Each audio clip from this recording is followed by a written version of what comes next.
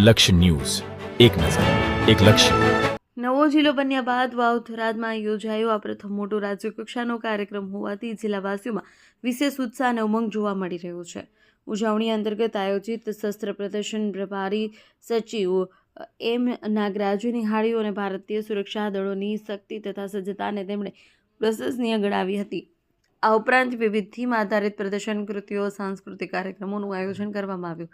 તારીખ 25 જાન્યુઆરીના રોજ મલુપુર ખાતે ભવ્ય સાંસ્કૃતિક કાર્યક્રમ યોજાશે. પ્રભારી સચિવ એમ નાગરાજે જણાવ્યું, તારીખ 25મી જાન્યુઆરીના રોજ મુખ્યમંત્રી દ્વારા વિવિધ વિકાસ કાર્યોના ભૂમિપૂજન, GIDC ઉદ્ઘાટન તેમજ નવનિર્મિત જિલ્લા સેવા સદનમાં ભૂમિપૂજન કાર્યક્રમ યોજાશે, જે નવા જિલ્લામાં વિકાસને મજબૂત શરૂઆત સૂચવે છે.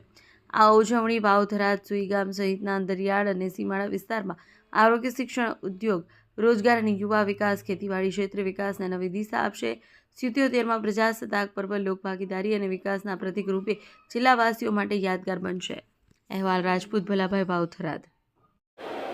77માં પ્રજાસત્તાક પર્વ રાજ્ય કક્ષાનું ઉજવણી અત્યારે વાવ થરાદ જિલ્લાનું આયોજન કરવામાં આવી રહ્યું છે.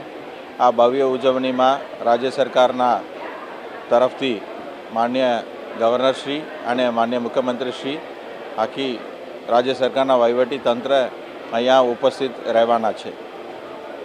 વાવ થરાદ નવા જિલ્લા બન્યા પછી આ પ્રથમ મોટું એક કાર્યક્રમ છે, જેમાં લોકોની ઉત્સાહ ખૂબ આપણે જોઈ શકીએ છીએ. અને અહીંયા આજે શસ્ત્ર પ્રદર્શન પણ કરવામાં આવી રહી છે. એ સિવાય લોકોને ઉત્સાહ દરેક કાર્યક્રમના જે તૈયારીમાં એ લોકો ભાગીદારી બતાવે છે.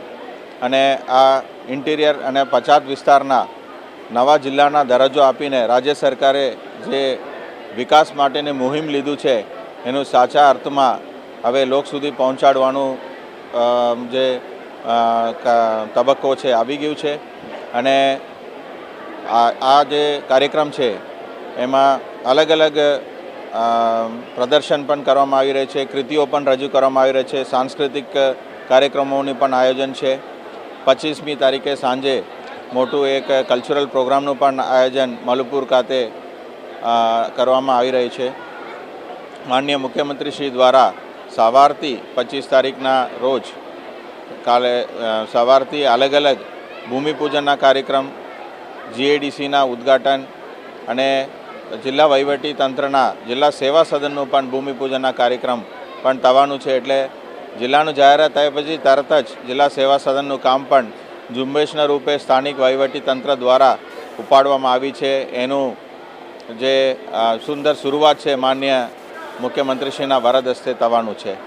આના લીધે વાવ, થરાદ અને આ વિસ્તારમાં સુઈગામ જેવા અંતરિયાળ તાલુકા, સીમાડો અને સીમા વિસ્તારમાં આજે વિકાસનું દોડ હવે વેગ આવશે. અને આરોગ્ય, શિક્ષણ, ઔદ્યોગિક વિકાસ, યુવાનો માટેનું કારકિર્દી બનાવવા માટેનું તક અને એમનું નોકરિયાત અને ખેતીવાડી બધા વિષયોમાં સરકાર જ્યારે બહાર આપી રહ્યું છે, તો આ 77માં પ્રજાસત્તાક દિવસ એનું એક પ્રતીક રૂપે આપણે સૌને મળી આવે છે. લોક ભાગીદારી ખૂબ વધારે છે અને લોકોની ઉત્સાહ પણ અને ઉમંગ સાથે લોકો પણ જોડાય છે.